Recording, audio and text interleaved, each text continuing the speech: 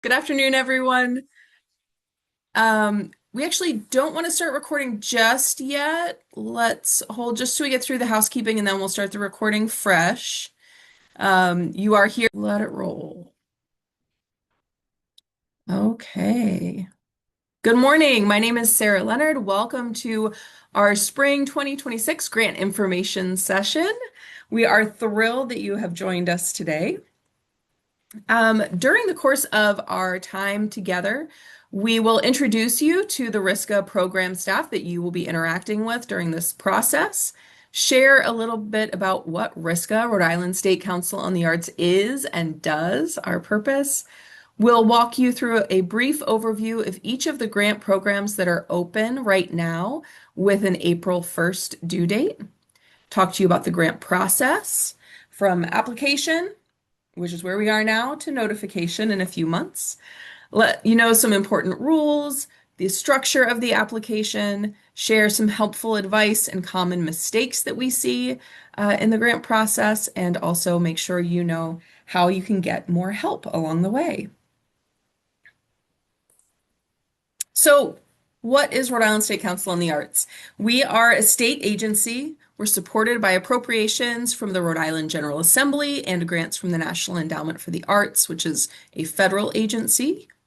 We provide grants, technical assistance, and staff support to arts organizations and artists, schools, community centers, social service organizations, and local governments to bring arts into the lives of Rhode Islanders. And we could not fulfill that mission without all of you doing the work that you do. So thank you from all of us to each of you for the work that you do to fill Rhode Island and Rhode Islanders' lives with art, with creativity, and to make this such a vibrant and vital place to live and work and play. All right, so here are the nuts and bolts that we're here for. This funding cycle, the due date for all of the programs we're going to talk about today is April 1st of 2026 at 11:59 p.m. That's not 11:59 and 59 seconds, it's 11:59 flat. So please plan ahead at least to submit by 11:55 so that when something doesn't work, you've got 4 minutes to troubleshoot it. We do not have the ability to reopen the portal once it closes. The grant applications in this cycle will be for projects happening between July 1st, 2026 and June 30th, 2027. That's the state's fiscal year. We project that notifications will happen mid-June. The reason we say that's tentative is because it does depend on the state finalizing the state budget and notification of our federal award from the National Endowment for the Arts. And the final reports for the projects you're proposing now cast way ahead to July 31st of 2027, so 1 month after the project period closes. So which grant programs are open right now? We have two folk and traditional arts programs, both the fellowship and the apprenticeship, and my colleague Elena will tell you more about those programs in just a moment. We have the Make Art Grant and Community Engaged Project Grant, both of which are grant programs for individual artists, and my colleague Molly will tell you more about those shortly. Project grants for organizations, which I'll tell you more about. This year, excitingly, two arts and health programs, the Arts and Health Grant and Arts and Health Incubator Grant. Anissa will share some exciting updates about those programs and give you more details on those. And our project grants in education. And my colleague Seamus is here and will tell you more about those as we go through our session today as well. All right, so without further ado, I will turn it over to Elena to introduce herself and share with you about the Folk and Traditional Arts Fellowship. Yes, my name is Elena Calderon Patiño, and I oversee the Folk and Traditional Arts Fellowship and Apprenticeship Program. The folk and traditional arts are defined as those artistic practices which are community or family-based and express the community's aesthetic, heritage, and tradition. It provides support to individual folk and traditional artists who demonstrate the highest skill and accomplishment in their craft. The fellowships, we have two grants awarded per year, one for $7,000 and one for $3,000. The Folk and Traditional Arts Fellowship is open to folk and traditional artists who are Rhode Island residents, and you're ineligible if you received a grant last year. All potential applicants must contact the Arts and Cultural Sustainability Program Director ahead of the deadline, which is me. Next, um, here are some examples of a fellowship, and I'm gonna, this is from an artist, Alan Hazard, who's a wonderful quahog artist and um, does amazing installations as well as jewelry. Next. Another example of a folk arts fellowship is Lisa Pinero, and she's an experienced dancer and teacher of 5 regional Bolivian folkloric dances for over 31 years. And she has taught over 150 students in Rhode Island the history, significance of the dance steps, the music, and the costume attire of these folkloric dances. Next. The Folk and Traditional Arts Apprenticeship Program are designed to foster the sharing of traditional artistic skills between a mentor and an apprentice who is already familiar with the genre and provides support to individual folk and traditional mentor artists and apprentice who share a common cultural heritage. And we have awards, approximately 6 awards for up to $7,000. And I'm going to give you some examples. Next, it's open to folk and traditional artists who are Rhode Island residents, and you are ineligible if you've received this grant 3 years in a row. And again, they have to contact me ahead of the deadline. Next. Here's an example of a folk and traditional art apprenticeship program, and this is a apprenticeship with Russian-born Marina Ekolova, who has 25 years experience and expertise in traditional painting techniques needed to paint Russian nesting dolls. She learned these techniques at one of Russia's most prestigious art academies in St. Petersburg and by studying under several renowned Russian folk and traditional artists. Another example is a steel drum master artist.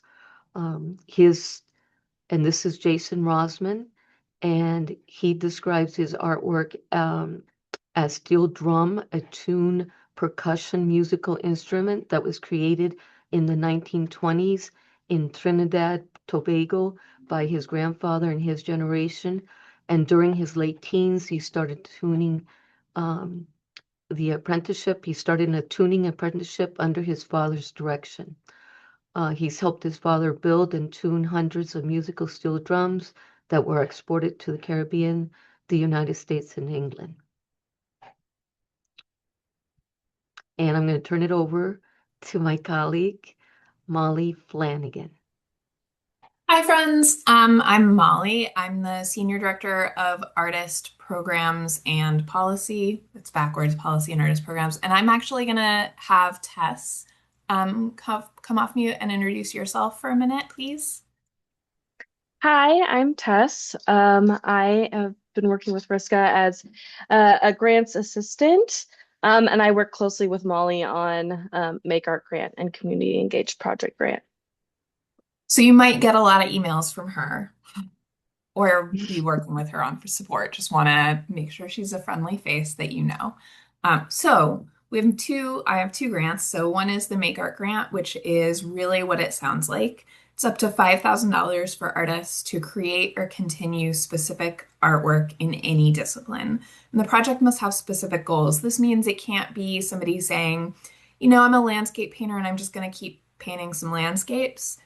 It's them saying, hey, I'm doing a series of landscapes that are about the migration of moose, and it's a 5-piece series, and I'm going to do 3 pieces during this time. So it has a specific goal, but it can be a part of our larger project.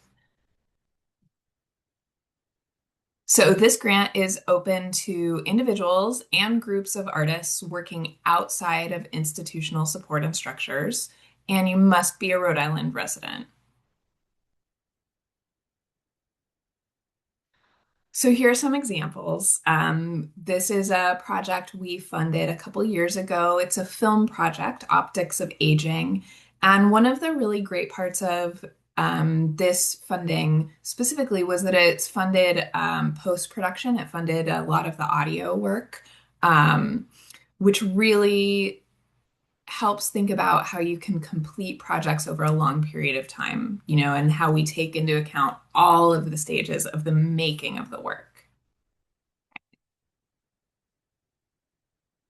And then here's a very different piece. This is called Nuance, and it's by a Cranston artist, Jamal Osterholm. He is a fashion designer, though thinks a lot about his work as wearable sculptures. So it's really about creating these wearable sculptures. It was the first in the series, so brand new project for him. And then the second grant we have in this kind of category is the Community Engaged Project Grant, which is also up to $5,000 for arts and culture projects that directly and actively engage non and new artists. So these projects should be interactive and include making or learning about art. So it's not, I'm going to have a performance or a gallery show and I'm inviting people in. We're going to do something interactive where the participants are participants and they're engaged rather than just viewing. Okay, and again, this is open to individuals and groups of artists working outside of institutional support and structures. There's more on what that means in the FAQs on our website, and you must be a Rhode Island resident. And here are some examples. We had this fiber art felting project where Hollis Hickerson led a free 5-week felting workshop for youth ages 10 to 12. These participants learned about the creative process, a bunch of different felting techniques, and took away a finished artwork at the end of every session. And then I love this project, Atlantic Mills Community Photogram Project. This is a group of artists who organized free workshops on photograms, which is a beginner-friendly, camera-less method of making photographic prints. So participants brought items from home and then they had a selection of items there and they created these photograms. And what you're seeing on the screen is a participant created photogram. And now I'm going to hand it over to my colleague, Sarah. Thanks, Molly. My name again is Sarah Leonard. I have the privilege of serving as the Deputy Director here at RISCA and overseeing our organization's grant making portfolio. And I have to just say before I start that this is one of my favorite sessions to do every year because it's so exciting to see the breadth and the depth of the work that you all are doing across the state and that our grantees have done. So thank you. Thank you for your work. All right, so Project Grants for Organizations provides up to $6,000 for publicly engaged arts and culture programs that contribute to the vitality of our communities, the economy of our state, and the arts education of Rhode Islanders, as well as our quality of life. Now, you'll hear more about specific arts and education grants from Seamus, but Project Grants for Organizations tends to be the broad bucket where many organizational projects find a home if the specific requirements of arts and health or project grants for education aren't quite a match. This is open to nonprofit organizations or organizations using a nonprofit fiscal sponsor that are registered in the state of Rhode Island.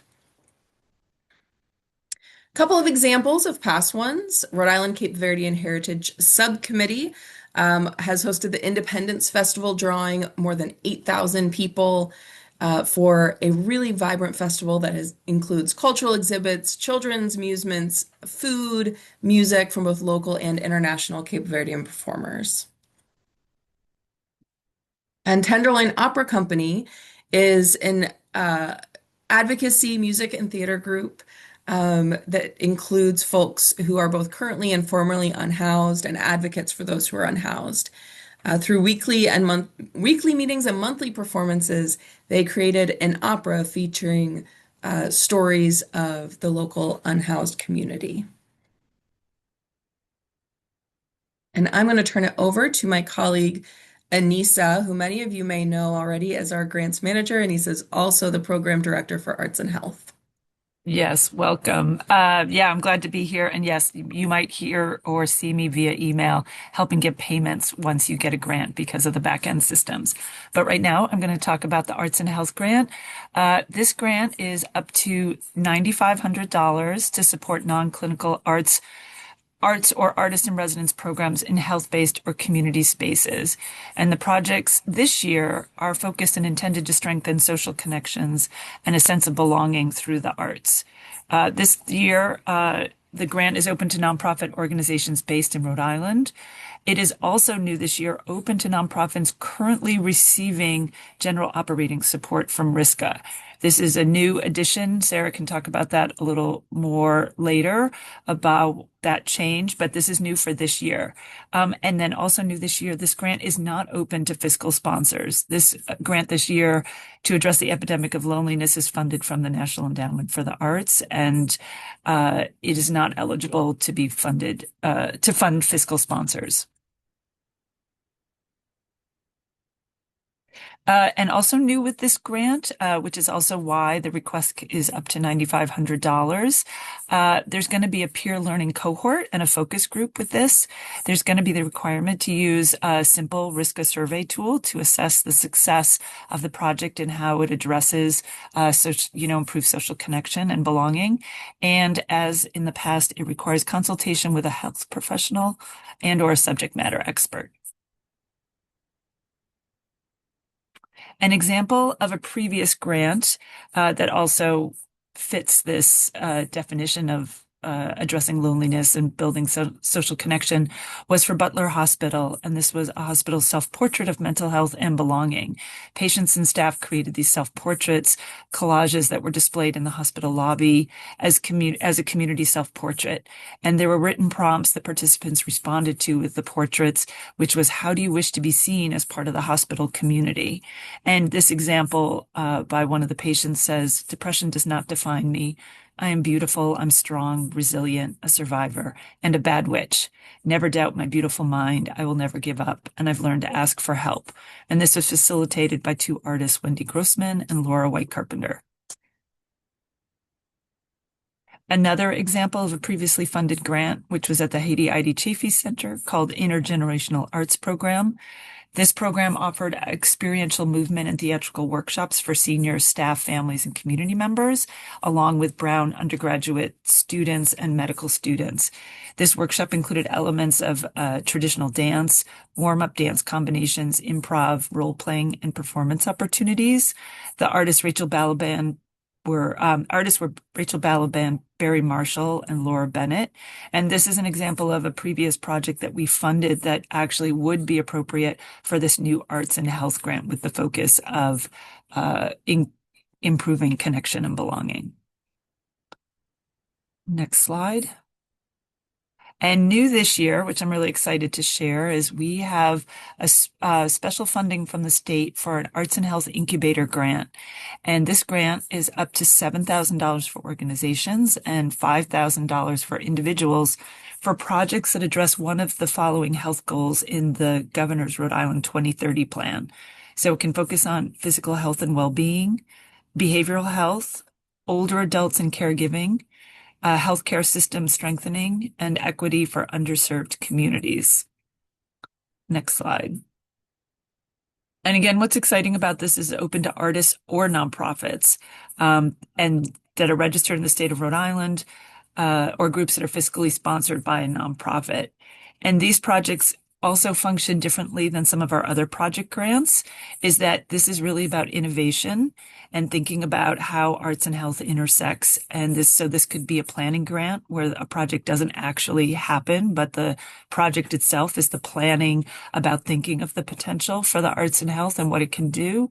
Professional development, this could be professional development for artists, teaching artists, artists working in health spaces, artists wanting to learn more about this world of arts and health. It could be for caregivers. It's also about capacity building. It could be a pilot project trying to test out a new idea. It could be coalition building. So again, it could be a group of artists coming together to think about this work. It could be working across sectors. It could be meeting people in the Office of Health and Human Services across public health. There's many ways that this can show up. We're really excited. This is a really unusual grant opportunity. I'm happy to talk more. I'm happy to put you in connection with other people. So I want you to just like really think out of the box for this one. And I'm going to pass it over to my colleague, Seamus. Hey, everybody. My name is Seamus Ames, rather. I'm the Arts Education Program Director here for Rhode Island State Council of the Arts, as well as the Accessibility Coordinator.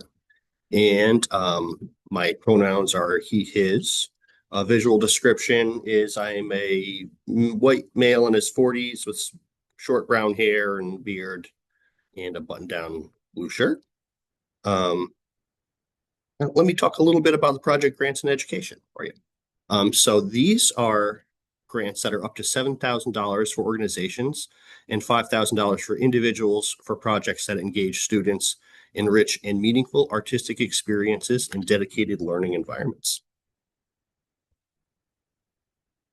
They're open to nonprofits that are registered in the state of Rhode Island, or groups that are fiscally sponsored by a nonprofit, units of government, or individuals partnering with a classroom teacher. These grants, I'll just say, prioritize experiences for K through 12 students. So if you're a school district, an arts organization, or an individual who wants to work with a school or school district, then this is most likely your lane. So one example of that, Metropolitan Regional Career and Technical Center in Newport, their project was that students gained hands-on experience in the Newport Art Museum's clay studio, connecting social and empirical reasoning to their art practice while making real-world connections. Teaching artist involved there, his name's Holly Sullivan, who was a former Metropolitan Career and Technical Center student in that program. Another example here, we have Davisville Middle School, where students spent 6 months learning about geography of Asia and Africa through hands-on activities, culminating in a Silk Road market and a shadow puppet show. That was with teaching artist Jayshree Balarajamani and others.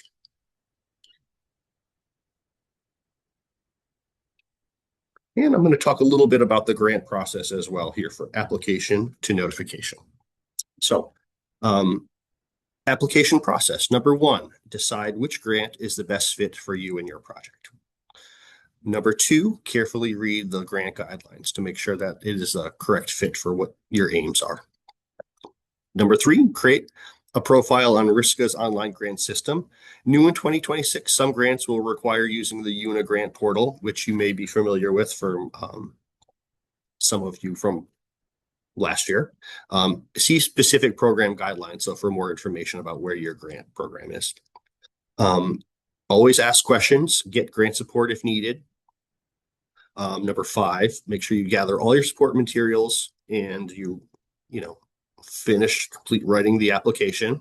Hit the submit button before the deadline and wait for your notification. Now, evaluation and notification process. Number one, the staff will review all applications for eligibility and complete lists. The eligible applications will be sent to panelists. The panelists then read and score the applications at home. Typically, each panelist is responsible for approximately 20 to 25 applications. Grant decisions are made with highest scoring applications are usually awarded full funding. And the applications that are recommended by the panel for funding, but not the highest scoring, will enter into a lottery process.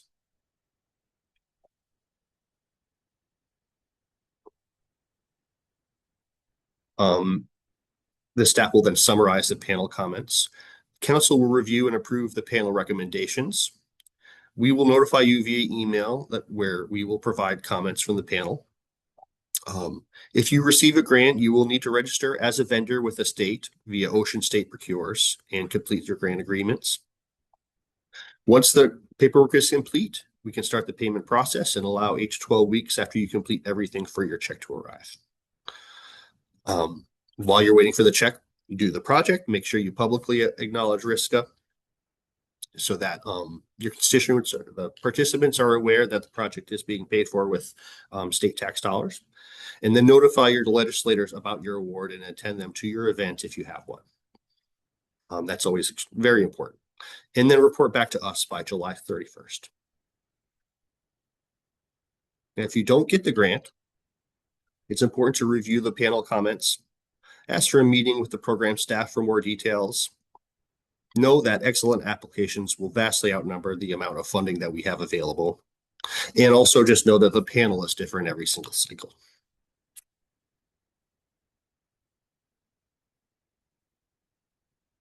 Little panelist overview here. Most grant programs have 5 panelists. A minimum of 1 panel member will be a practicing artist.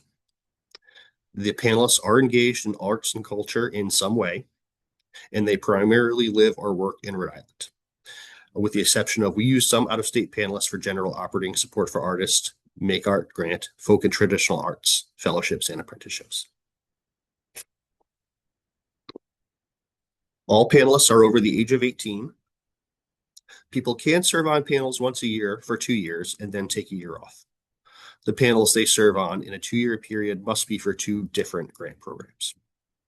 All panelists participate in a 2-part training, one on logistics on the grant program and one on implicit bias.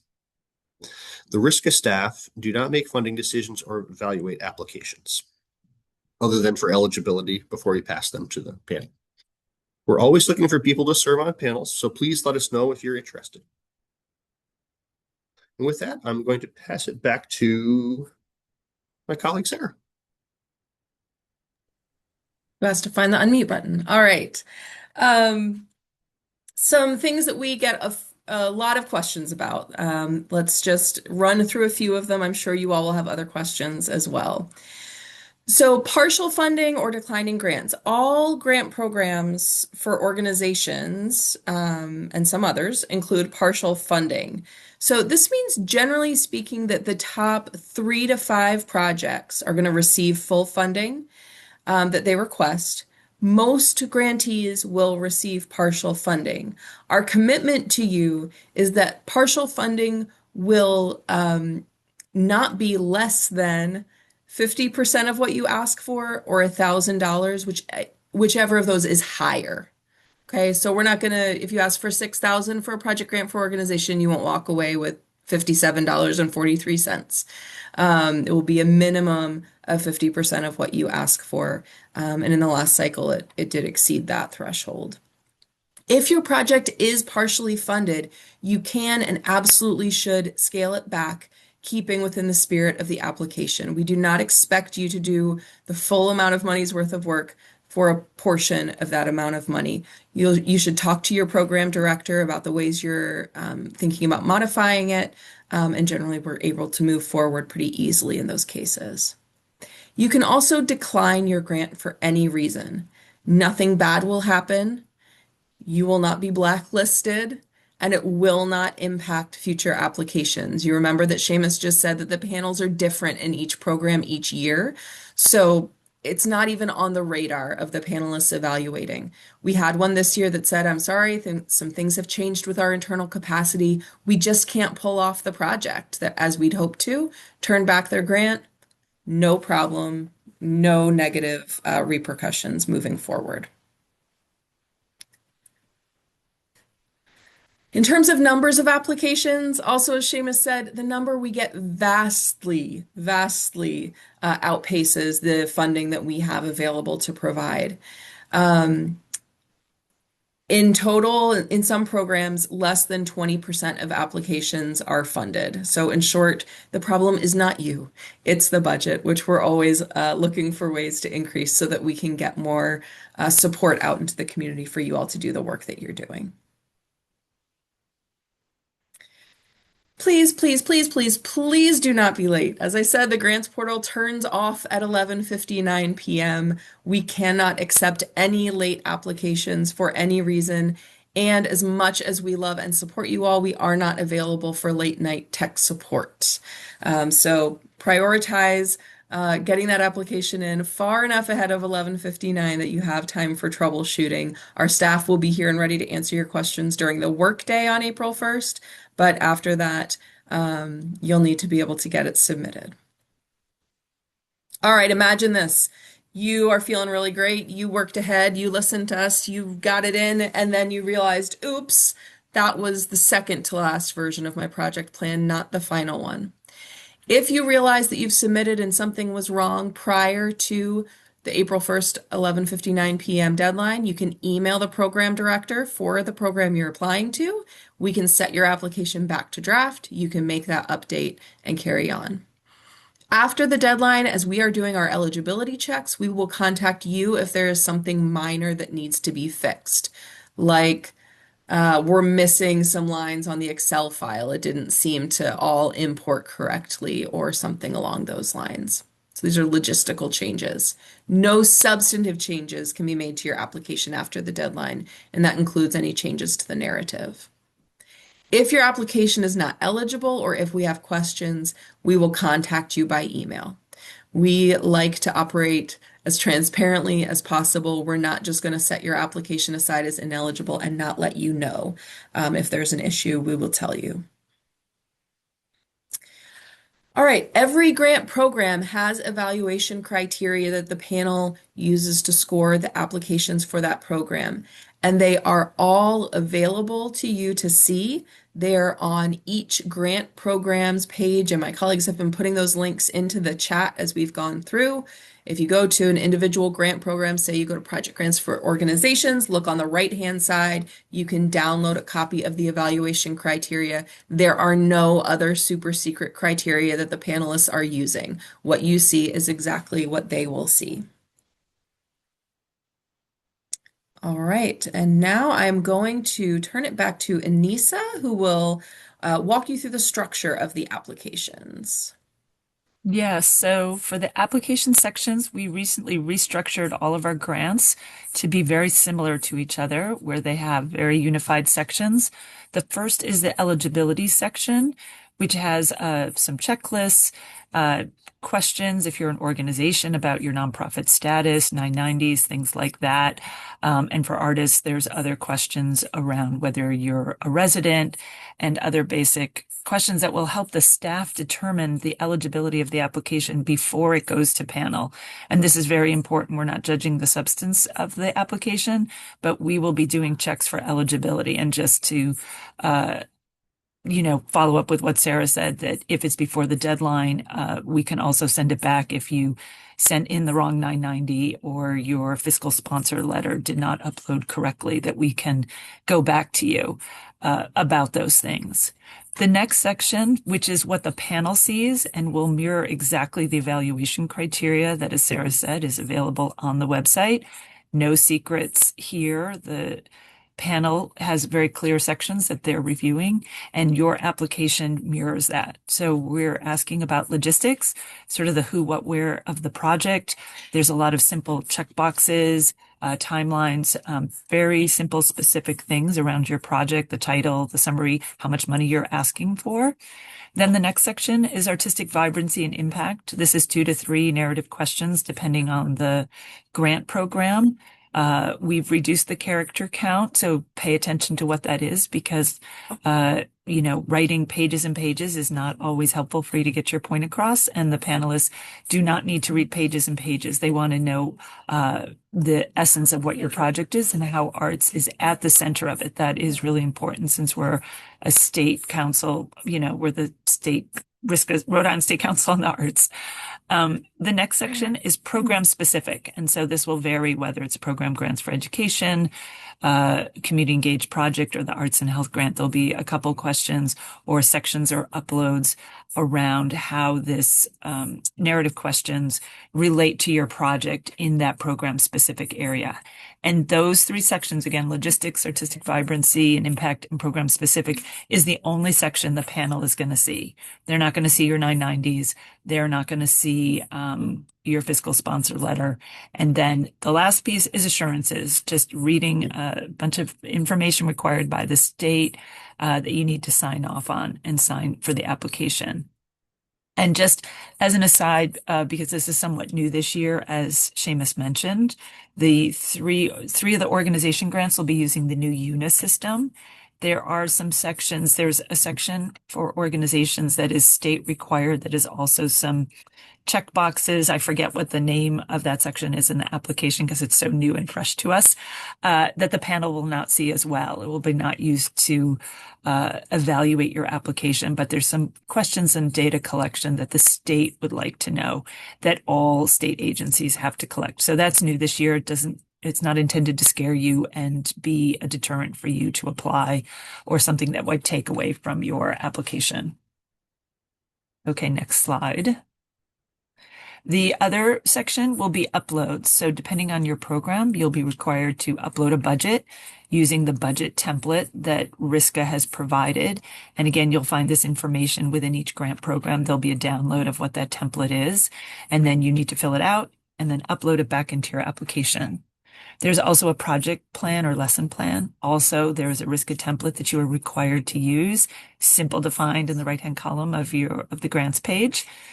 Also an artist bio, resume, or CV. You don't need to include all, but this is the information about the artist or artists that are going to be involved in the project.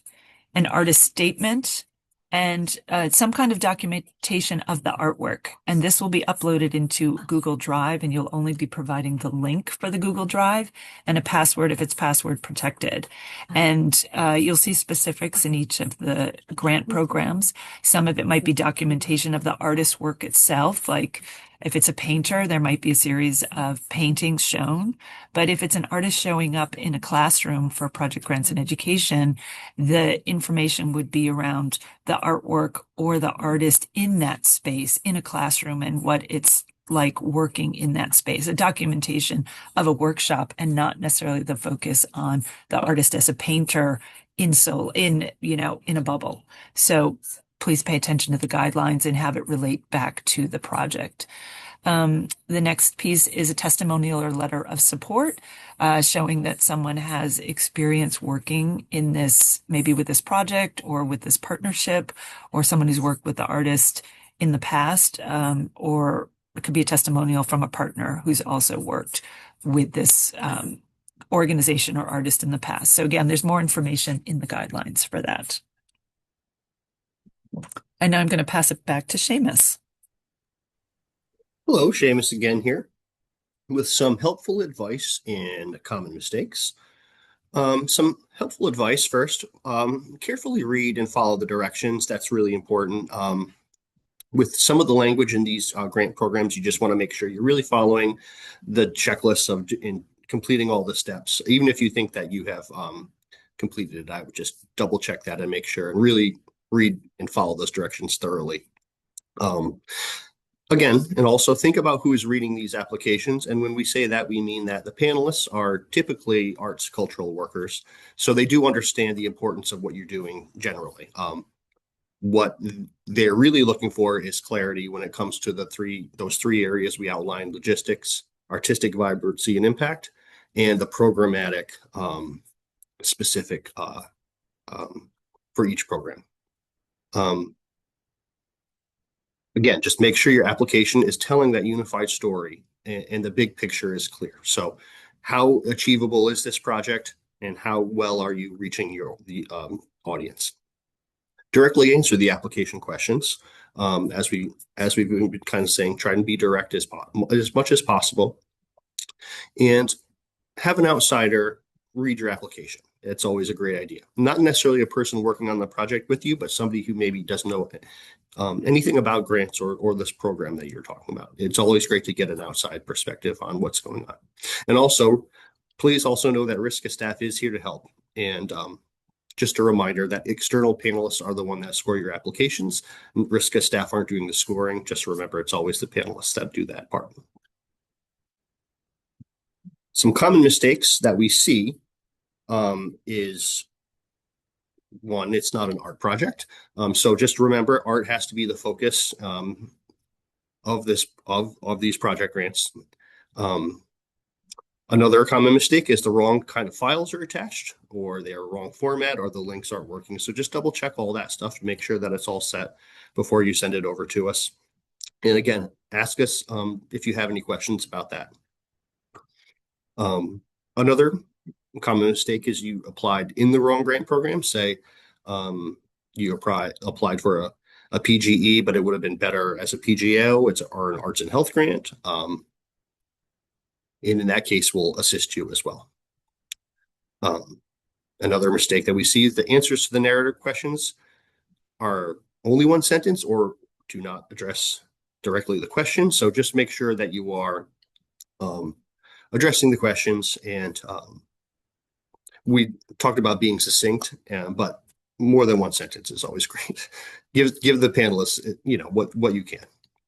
And again, sometimes we do see the projects that don't follow the grant program guidelines that aren't, for instance, in accessible places or fail those eligibility checks initially. So, and I think I'm going to pass it on to Sarah for the last bit of this. All right, who's seen Mrs. Doubtfire? Help is on the way, dear. We have lots of ways that you can get help over the next almost 2 months as you prepare your applications. Please do visit the website. We try to make as much readily available to you there 24/7 as possible. arts.ri.gov. You can add a /grants after that, and you'll get straight to the grant programs, but there's also a clear menu at the top of the page. We have a YouTube channel. We put recordings like this one and recordings of our other application walkthroughs, training sessions, info sessions. Yesterday we had a Grant portal walkthrough with the State Grants Office. All of those are available on our YouTube channel, as well as some videos that have been made in the past with artists walking you through creating their project budget and things like that. So great resources there to check out. Coming up soon, we have application walkthrough webinars. The dates and times for all of those are available on our website and through Eventbrite, and that link was just dropped in the chat a moment ago. Join us there. Each of the program directors will have some drop-in office hours on Zoom as well, so you're welcome to attend those. Those are program by program until the day before applications are due, when we will have a big chunk of time with program directors coming in and out throughout the day to provide that last minute grant support and answer those last minute lingering questions you may have. Some of us are able to offer one-on-one meetings. Some of us do it a bit differently. Some of us use Calendly. Some of us you set it up by email. But feel free to reach out. We'll get you connected to get you scheduled for some one-on-one support if that's available for your program. So just email us. I believe that our contact information was already put in the chat. It's readily available on the website as well. And you'll see our smiling faces on the page for each grant program, so you know very clearly which program director to approach. That being said, we all work within about 25 feet of each other. So if you're just not sure, reach out to somebody whose email address you can find, and we'll get you to the right place. I hear sometimes from folks that they're worried that they're bugging us if they contact us with questions. It is quite literally why we are here. So please don't hesitate to reach out, and we'll be glad to get you the support you need to the best of our ability. And finally, we do have 2 Facebook groups as well, Artists and Creatives of Rhode Island and Arts Administrators of Rhode Island, as well as RISCA having their own Facebook account as well, so feel free to follow us there. We also have an arts and education specific Instagram. Do we have Facebook too, Seamus? Just Instagram, maybe. Just Instagram, yeah. Just Instagram, okay. You can follow us there too. Please, please, please don't wait until the last minute. As you can see, there are only so many of us, and we have lots of really wonderful applicants. So the farther in advance you can reach out for support, the more support we're going to be able to provide, and we would love to be able to do that for you. All right. So we are going to open up the last handful of minutes here, about 10 minutes left for questions. We can stop the recording